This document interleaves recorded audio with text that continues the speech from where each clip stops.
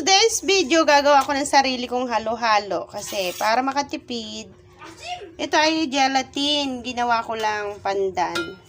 So, hiwa-hiwain lang natin siya. Maliliit.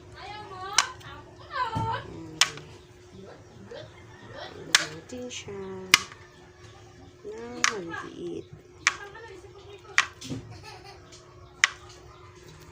Guys, yung yellow na tiglalima na bibili natin, pero homemade ko, may sarili ako. Kaya, nilagay ko lang siya dyan, kasi i-blend lang natin.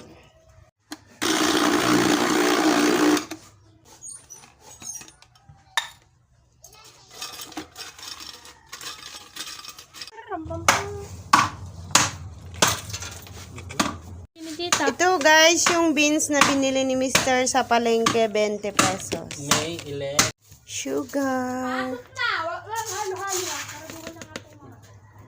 And above na small lang.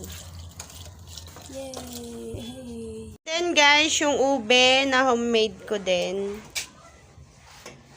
And then mix.